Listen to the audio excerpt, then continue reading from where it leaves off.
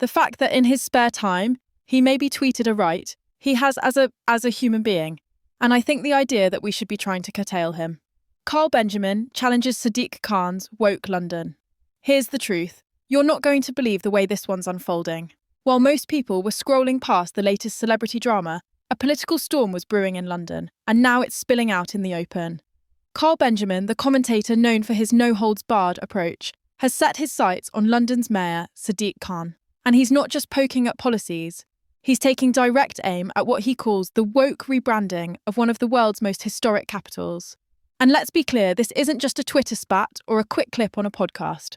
This is part of a much bigger conversation about identity, leadership, and the direction of London itself. Welcome to Back Britain Unfold.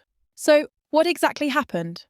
In a recent interview, Benjamin unleashed a sharp critique of Khan's administration, saying London is being turned into what he called a social experiment rather than a functioning city.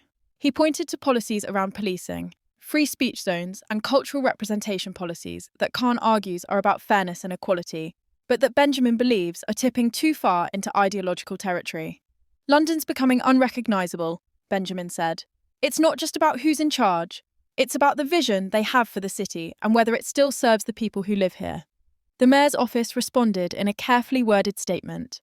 Sadiq Khan's priority has always been to make London a fairer, safer, and more inclusive place for everyone.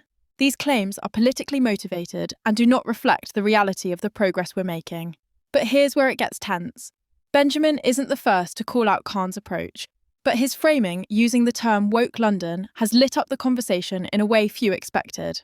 On one side, critics argue that Khan's policies around diversity, public messaging, and community initiatives are superficial PR moves that overlook deeper issues like knife crime, housing shortages, and economic inequality. On the other, supporters say the mayor is standing up for marginalised communities and pushing back against decades of systemic neglect.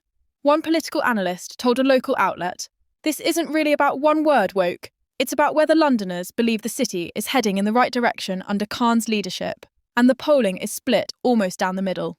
Social media, of course, went into overdrive. Within hours, clips of Benjamin's remarks were trending under hashtags like #WokeLondon and #ConversBermin.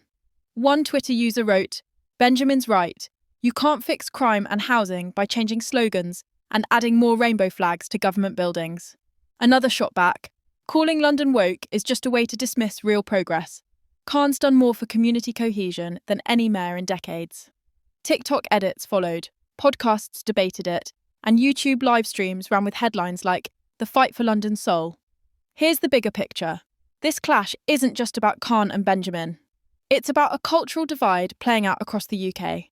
Words like woke have become political flashpoints, shorthand for much deeper disagreements about free speech, identity politics, and the role of government in shaping culture. Benjamin, coming from a commentator's background, frames these policies as a slippery slope, suggesting that once you start legislating social values, you risk alienating people who feel their own traditions and freedoms are being sidelined.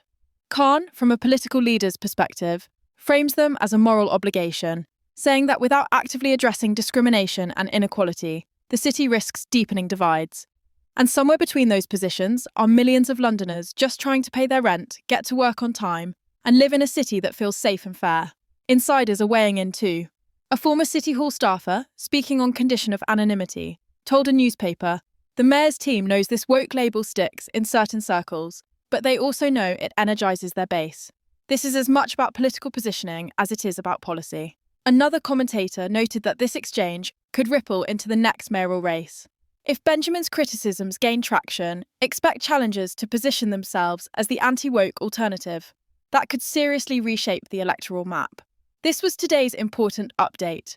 We want to make it clear that our videos do not contain any kind of misinformation. Our only goal is to deliver true and verified news from across the UK right here on Britain Unfold. If you enjoyed the video, please like, share your thoughts in the comments, and don't forget to subscribe to the Britain Unfold channel. Thank you.